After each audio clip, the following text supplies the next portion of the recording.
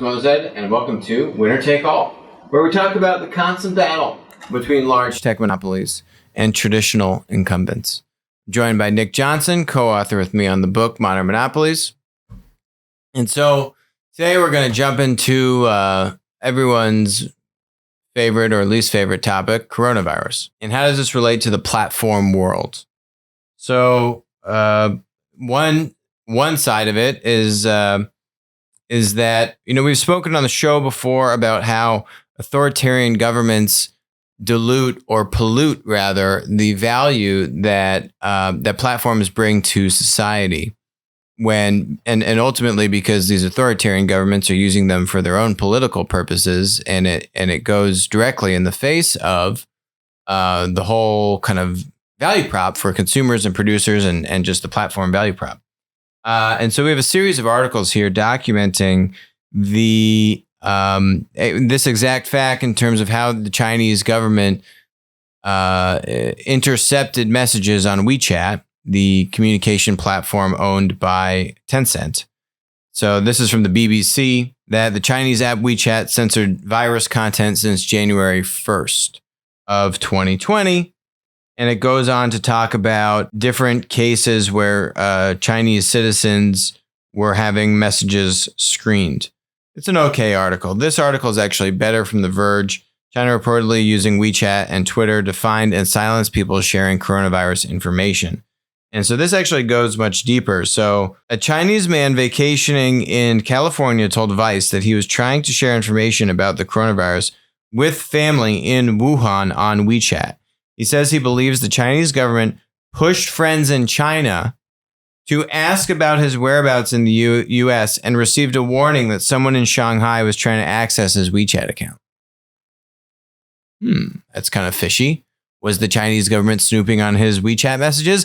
Absolutely they were. Another man based in China said that officials visited him at his home. Not going to try to pronounce that. After he responded to a tweet that was critical of how the Chinese government handled the spread of the virus. The officials told him his tweet was an attack on the Chinese government, and his phone was confiscated, and he was forced to sign a statement saying he would not repeat the so-called threat. Wasn't this how they found some of the original doctors that were dealing with the basically early onset of the epidemic in December too? They were discussing it. That's my next article. So the next article here is from The Guardian. And what this is saying, I think this is pre-January 1st, so counter to what the BBC article was saying. And so what it says here is this guy, Li, was, I guess, one of the original whistleblowers, one of the Chinese doctors in Wuhan that was trying to, be a whistleblower about the virus, saying, hey, this is a problem. We got to get on top of this, yada, yada, yada. He's saying he spoke to the New York Times, saying a healthy society cannot have just one voice. And, in that one sentence, he identified the root cause of China's sickness. She suppresses truth and information to create his utopian, harmonious society. So what did she do to prevent, to cause all this hardship? So he notified his former medical classmates on WeChat that 7 people with an unspecified coronavirus, which reminded him of SARS, were in quarantine at his hospital, and advised them to protect themselves over WeChat. Right? Yeah, I think he said, don't leak this, but take precautions for yourself or something like that. Yeah, like, hey, here's a heads up. On January 3rd, Lee was visited by the police and reprimanded and probably similarly told to not say anything and don't communicate about this and, hush, hush. So basically what we're finding, and the article goes on to talk about more cases here where doctors were trying to communicate with each other early on about seeing signs of, hey, what is this? It kind of looks like SARS. This is coronavirus. What is this thing? Hey, protect yourself. Hey, are you seeing this too? Right? And trying to communicate over WeChat. That's the whole purpose of a communication platform, to connect people and let them exchange information. That's one of the key value props of platforms, right? To help break down these barriers and let people connect and share information. But in the hands of an authoritarian government that says, you know what? I don't want people talking about this. Right. And I'm going to send police to people's doors and actually reprimand them in person or confiscate their phone or have them sign a document. This article here is saying that it believes that Weibo, one of the Chinese social media sites in Platt, has removed over 2 million posts in one day that are referencing things related to either, keywords, coronavirus, Wuhan, Right. SARS, whatever, right? Millions of posts every day are being taken down in China on different content, social media, communication platforms because the government says so. And it's a big problem. It's a big problem on the front lines with the practitioners and the doctors that are trying to coordinate and solve this and just figure out what was going on in the early days of the virus, which could have saved probably countless number of lives. I think there's two things that, in terms of the surveillance that you saw. One is, the first thing was finding people that are talking about this and then cracking down on them, basically IRL. And then the second, which is after that started to happen, then you had the proactive censoring of future conversations so that the information couldn't spread beyond that. Mm-hmm. And both are basically, as you've described, ways of the government using the tools of platforms to prevent the spread of information. Yeah. It's unfortunate. It's an unfortunate dynamic in the role of large tech monopolies in these authoritarian regimes. Okay, so that's one platform coronavirus dynamic. Another one is Sequoia, one of the infamous VC firms, says that coronavirus is the black swan of 2020. They sent out a letter to all of the founders and CEOs of their portfolio companies. Basically said, batten down the hatches.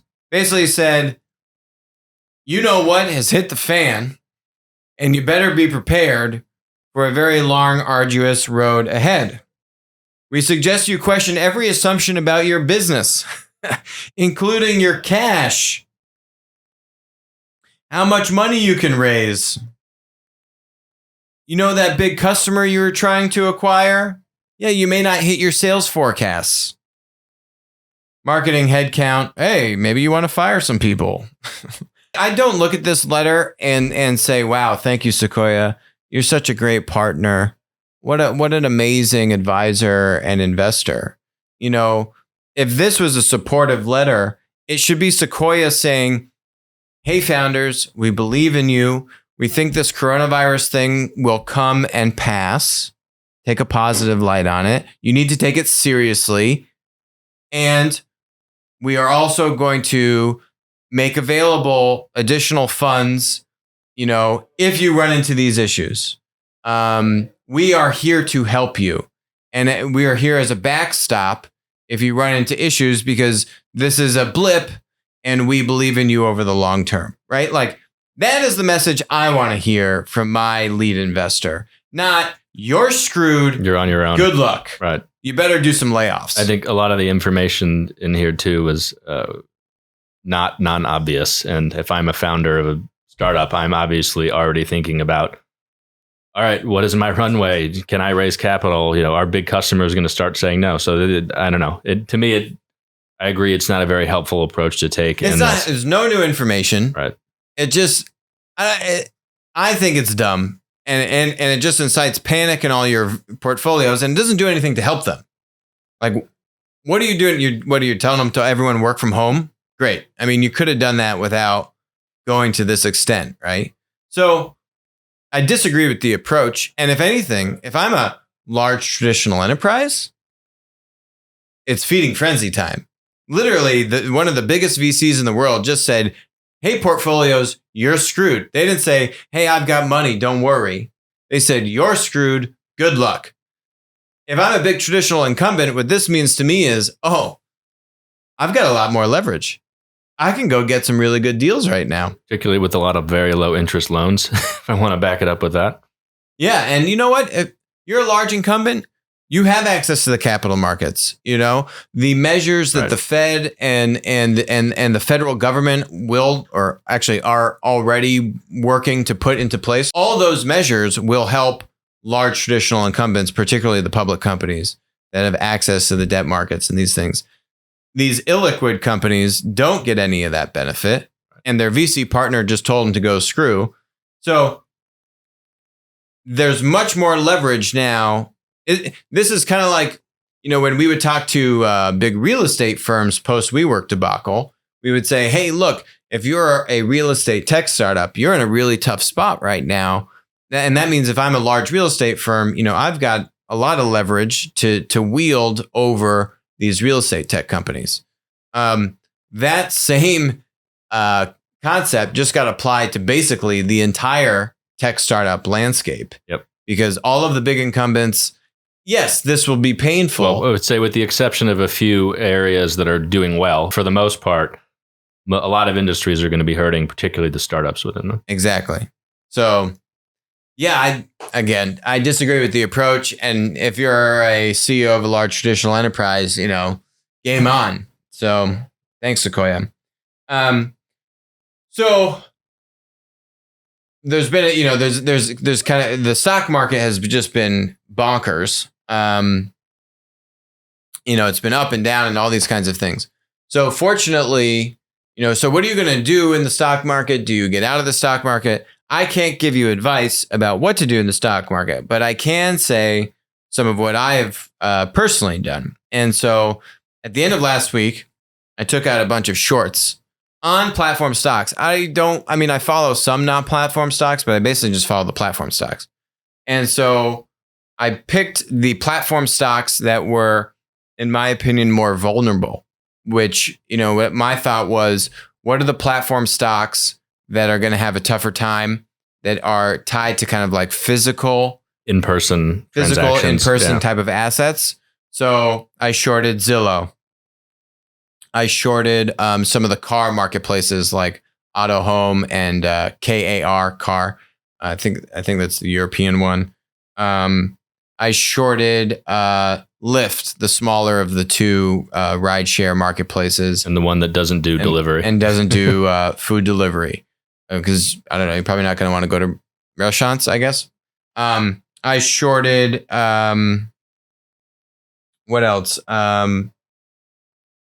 Zillow, the cars. Oh, I had been shorting Grubhub for a while just because I didn't like Grubhub that much, compared to Uber Eats and DoorDash. I always forget DoorDash's name. I think though you're going to continue to see this rockiness and this kind of oscillating in the market. I mean, I think there will still, the market might go up today and tomorrow, but I still think that as the effects of coronavirus really spread more aggressively into the cities, if you have now hundreds of cases in each of the main cities, right, you're going to see this panic continue. It'll be a lot more than that in a couple weeks. So you're going to see these sell-offs continue. I think ultimately, all of this gets figured out, and things subside and eventually return to normal. But in the interim, if you feel comfortable, there actually are a lot of interesting kind of day trading opportunities. If you're trying to play off of it's like trying to understand panic, basically. There's really no fundamentals going on in this. Even my logic around like real estate and cars and the smaller ride sharing company, I mean, everything was down yesterday. So it wasn't like I'm some genius that says, oh, now the interesting thing is that Zillow and Grubhub are actually still very much so down today, and Lyft is down today. But the car marketplaces are up today. So why is that? I don't know. No one really knows. But the digital platforms, what's also interesting is, Facebook is way down. Amazon's really not down that much. Amazon's only really been down a handful of percentage points. I think if it's Facebook, it's partly because their revenue is all advertising. Right. So if other people that would buy advertising are curtailing their advertising spend, that's going to affect Facebook's revenue. Amazon has a different problem, which is they've got third-party sellers, and they need to continue to be able to make deliveries and make sure stuff is in stock, and that's the challenge they've been having. But it's not like people aren't spending on Amazon stuff. They actually have the other problem. Yeah, they're buying a lot, and they don't want to go into the store, and the stores are out of stock. So Amazon's actually down the least, followed then by Microsoft, Google, and Apple. And Facebook and Apple are kind of, down the same amount. I think, though, I mean, it makes sense to me on Apple being down the most Supply amongst chain them. issue, right? Supply chain issues. They have the most exposure to China. But, Microsoft, I don't know. It doesn't make too much sense to me. If anything, I would be bullish on Microsoft of all they kind of work at home and work remotely products that they have with Teams and Office 365 and the stuff they've been building up there. I think that this could be an accelerant for that part of the business. The ad related businesses, I get it. That makes more sense to me. But I don't think there's as much logic in kind of the sell off as just kind of everyone doing the sell off. The other thing was that, Ray Dalio had a post about all of this on LinkedIn. And the one thing that he was saying on this post kind of lays out a bunch of different future states. And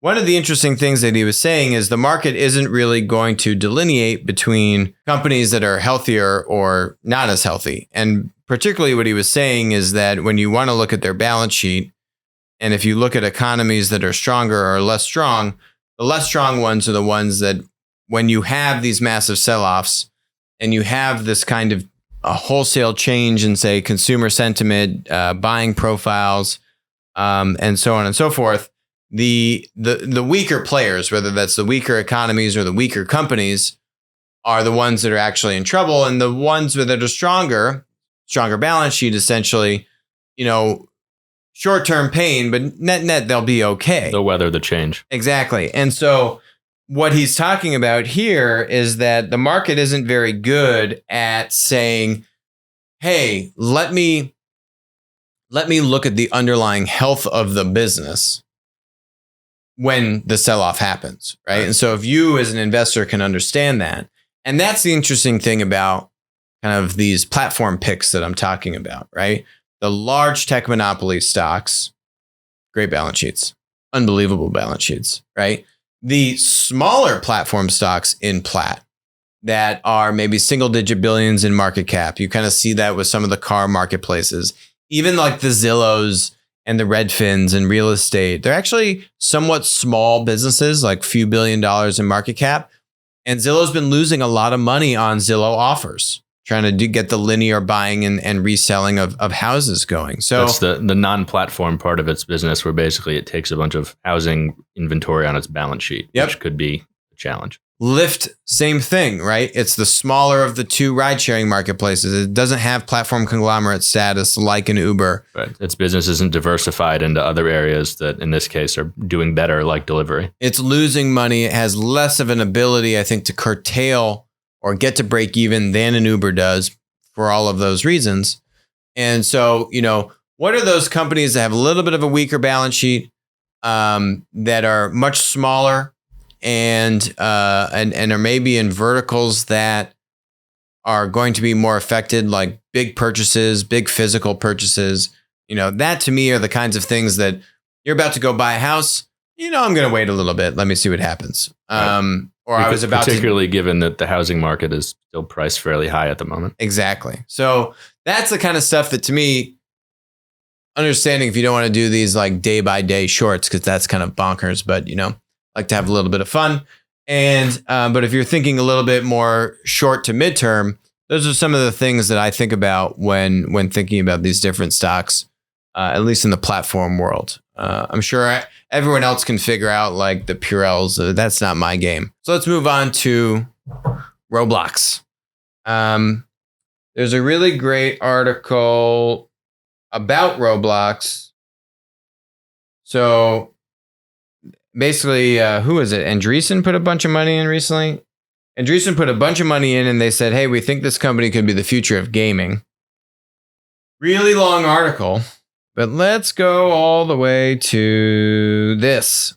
So if you play this video, this is from Minecraft, which Microsoft bought for $2.5 billion a handful of years ago. But basically, the idea is that you can create worlds, you can create games within the game. And that same concept is in Roblox. Nick, why don't you want to describe it at a high level? Yeah, so Roblox, I know a little bit about. I have a much younger sibling that plays it, so that's my exposure there. Most of the audience, or the core part of their audience, are basically kind of elementary school to high school kind of age kids, but they do have some following with adults. Basically, Roblox started out as they have a Roblox kind of game engine. They've created a basically massively multiplayer online game and then opened that up to third parties to say, go create other game worlds, go create other games that you can connect to. So the way I would describe it is, think of like World of Warcraft. They have this massively multiplayer online game, but rather than creating everything you do in the game themselves, they opened that up to third-party developers and said, you go create that, and basically turned it into kind of a game store. Or if you've seen Ready Player One or read the book, basically this kind of idea of a metaverse. It's kind of an early stage version of that. You're not like living it in VR, but basically you go in and other people have created these game worlds. You can buy items that other users have created. You can purchase access to games. So think of it like buying a game through a game store, and then you can go in through the Roblox game world to get access to the other games. So it's this kind of game within a game, and also other people building all these other things and creating basically user-generated content and games within it. So it's definitely a kind of development platform for games, and I think it's been quite successful at that. Development platform for games, kind of like Ready Player One. I like that. This is a chart of their game hours, monthly hours of playtime, excluding viewers on YouTube or Twitch, right? So it's a nice curve. Everyone wants that curve. But here's the more interesting thing to me. More than 50 million games have been made on the Roblox studio. Right. Of which 5,000 have had more than 1 million plays. It's impressive. 1,000 have hit 10,000 concurrent players, and 10 have had more than 1 billion plays. So it's kind of like an app store in and of itself, right? Where you have those big breakaway wins. Much more production than Roblox could have ever just created on its own. Roblox paid $100 million to developers against $500 million in user-generated content-based revenue. Maybe that means paid $100 million to small teams, and then there's another $500 million in the in-game different purchases. Kinds of, there's like these people create clothing and other small items and collectibles that you can use for your character within the game. So there's third-party developers making games, and then there's kind of microtransactions. Right. So collectively, they're paying out more than $500 million, it seems. So I like this. We've talked on the show about what are some other dev platforms that can rise to dominance. We've spoken about the car, about drones, and I think this is another one. It's like a video game console within a video game. I think the analogy I would use is, you've seen all these guys trying to move to streaming services. So you had Google Stadia, Microsoft is trying to do this, PlayStation is trying to do this, but really what you're starting to see is it's actually the gaming companies that are doing this already, and you can kind of think of this as a kind of streaming or online access to games. You don't need the physical console to go do it, and you basically just do it through the digital world. And they've created this gaming engine, which is really the core part of what developers need, more than the kind of physical hardware standardized to make this successful. And I think that what you might see is a lot of these guys moving in the kind of streaming subscription game direction are not successful, and that this might actually be the model that works. I think you're starting to see Epic moving in this direction with Fortnite. Imagine a world where, for example, the Fortnite kind of Epic Games engine, I think it's Unreal Engine, isn't just used for Fortnite games and Epic Games, but they're opening it up and letting you connect to that through the world of Fortnite. They've already started to tease this with collaborations they do with other partners and kind of make events within the game, as well as like concerts and other things with the game. So they don't need to create all the experiences themselves. They basically created the world and built the consumer audience, and now they could open that up to developers. So there's a handful of folks that basically have the ability to go do this. Rockstar would be another one that I think would be interesting. EA potentially as well. Grand Theft Auto. That have that. And then the idea is, can you go create this developer platform and community around it? And Sony is doing it with, Sony unveiled its Dreams creation platform. Disney tried to do this 7 years ago with this thing called Disney Infinity, which then got shut down a few years later. We've seen a lot of people try. I mean, Minecraft is essentially this that Microsoft bought. And the analogy the guy uses in this article, which I think is apt, is how he gets into the Disney example, is basically it's like a digital theme park where you can go and interact and play and create all these experiences. The old version of this, or the analog version, is the actual physical theme park. And Disney approached the digital version of it too much like the analog, where everything was controlled and kind of created by Disney. Whereas the ones that are succeeding are much more open and enabling others to go and actually create those experiences. Yep. I wonder why this is winning against Minecraft. You know, maybe that'll be our next topic on the follow-up show. You know, how is this thing able to differentiate, even though you do have a large dev platform for game within a game already in existence? So we'll take a look at that. Okay, last topic. So let me see if I can pull up this little snippet here. So we covered this on the show from the Palm Beach studio. I missed the Palm Beach studio. Here's the little snippet on what we spoke about with the EU trying to create, an EU tech economy. And this is what they've done to it. That's what we're going to talk about. Here's their attempt at doing that. Europe's had basically a lost generation because they don't really have a tech community with the amount of regulation that the EU has created. What you're now doing is you're hurting the tech unicorns, the tech startups that need to also comply with these laws. It's a great premise. Hey, we need to have our own tech community in Europe. Yeah, you're right. I would say we probably have some of the best viewers and audience members out of any show. I mean, look, this video has 50 views. We have 10 comments, and these are all high quality comments. People are talking about different perspectives about Europe and Silicon Valley VC-backed startups and what's going on. I mean, look at this. It's actually amazing. So, this is why we do it. It's for all of you. So I'm glad that, there's conversation going on here on these topics. This clearly has struck a chord with some of the folks watching. So in this clip, what we talk about is that EU has regulated. It's just so ironic. Like, they regulate the hell out of their environment, yet they say they want to build an EU tech ecosystem. And then they continue to pass all these crazy laws that apply to everyone. And then they kill whatever kind of like flame of tech community they have. Right. Yeah. And I honestly, full disclosure, I didn't read this release. I didn't even get more than 3 paragraphs in. And I don't need to read more than 3 paragraphs in. Let's see how long this is. See this?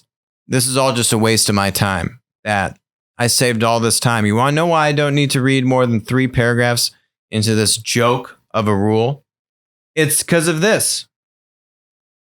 As part of the digital single market strategy, the new rules will apply to the entire online platform economy. Approximately 7,000 online platforms or marketplaces operating in the EU, which include world giants as well as very small startups. It's so stupid. I don't understand. We looked up how much money these people get made. It's a few $100,000, and it's a few $100,000 too much because they're idiots. It's not difficult to understand that if you're a large tech monopoly, they literally cover it in here. World giants. If you're a world giant, are you going to be able to comply with these rules more easily or less easily than, and they literally have it in here, very small startups? Riddle me that, Miss Vestager, or whoever, Vice President of the Digital Single Market, Andrus Ansip, Bozo. Of course, the large tech monopolies are going to be able to comply. The large tech monopolies are rejoicing at the fact that there's more regulation. This is exactly what we spoke about with GDPR. It helps the large tech monopolies. Bring on the rules. I'm already a tech monopoly. What do I care? Create rules. I probably paid my lobbyists to help inform you bozos about what rules to put in place in the first place. Now I have 1,000 people that can go make sure we're super compliant about this. And I'll have another 200 people that are going to be sending you notices when all of my smaller competitors don't comply. Right. And I no longer have to worry about buying the next WhatsApp because you just killed the next WhatsApp. And now the next WhatsApp needs to divert resources. They've got maybe 500 engineers total. They've got to go divert 50 of them to go focus on these rules. I'm not even talking about what's in the rules. I didn't even read what's in the rules. I don't need to read what's in the rules. The whole point is how the EU goes about doing regulation. This isn't about what the regulation is. I think it's a fine direction. You need to protect the producers. We've spoken on the show about how California's AB5 law is completely dumb because the two biggest gripes of producers on these service marketplaces is, can the platform arbitrarily just raise the rate on me and I have no say? And can the platform kick me off or penalize me? And is there any kind of rebuttal process? And that actually seems to be what these rules are trying to get at. They're trying to protect the producer, which is a well-intentioned thing. The problem is how the EU goes about actually implementing these rules, because they say one thing, which is, hey, it would be really nice to have a tech community in Europe. Yeah, it would be really nice to have a tech, but you're not going to get a tech community when you regulate the hell out of all these. Literally, they have very small startups. Right. What you really should be focusing on is the handful of what they call in the finance community systemically important institutions. The concept absolutely would apply in the same way to the big tech monopolies. You could find some kind of metric of market power or concentration, or if you wanted a blunt instrument, revenue threshold, and say, once you reach this, I think you do it on platform conglomerate status or not. Anyway, there's multiple ways you could slice it, but you really want to be looking at these regulations on the ones that are big monopolies. And have market power, and not putting the burden on the 6,950 other or so that are small startups. 6,990. I mean, because what you want for the top 5 or 10 market, you want the number 3, 4, 5 marketplaces to be able to be a few steps ahead, right? And kind of push them and out innovate. And I don't know. It's just a joke. Like, I feel like I'm a broken record. So I kind of feel bad for talking about this yet again on the show. It's just the same theme over and over and over. These guys just clearly don't get it. They say they want this and then they go do this, right? It's just, You should honestly just leave. If you're one of these very small startups, just call it a day. Come to the US. Your life's going to be way better. We don't have this craziness here. And this stuff's only going to continue. I mean, it's been years that they've been doing this. They clearly haven't learned. I mean, you want, guess how many people probably reviewed this press release before it went out? Probably 50 people. Like, it's not like Miss Vestager doesn't know that they're planning to apply these rules to 7,000 companies. Like, this has been in the works, I guarantee, for months. It's been reviewed ad infinitum, and no one ever decided to raise their hand and say, should we not have this apply to the very small startups? No, that didn't come through. So I give up between GDPR and all the stuff. I mean, for a startup to have to comply with GDPR, I mean, what are you trying to do? It's death by 1,000 cuts. Let me try and actually build a business, and then let me worry about all these other things. As we covered on the show around GDPR, the practical impact of that was, yes, there was some privacy regulations, but basically you consolidated Google and Facebook's market share because they were able to bear the cost of complying, and a lot of small startups wouldn't, and some just went out of business. Yeah, and Marriott and British Airways got fined for like $100 million each, right? Which was really what we needed was Marriott and British Airways were being too aggressive on their data collection. Right, yeah, GDPR was drafted with Marriott and British Airways in mind. Oh, man, these companies are so bad. They just abuse their customer data so aggressively. We need to draft up a whole law regulating privacy in Europe. So every single person needs to click on a really annoying pop-up on every single website that they go to. And then we're only going to give more market power to Google and Facebook. And then we're going to find Marriott and British Airways. And let's go do this. This sounds like a great idea. That's the EU regulatory mindset for you. So anyway, we'll see what happens with this, but guarantee it's not going to be good news if you're a up and coming tech startup in Europe. So that's it for us today on Winner Take All. Thanks for joining, and we will talk to you on Thursday.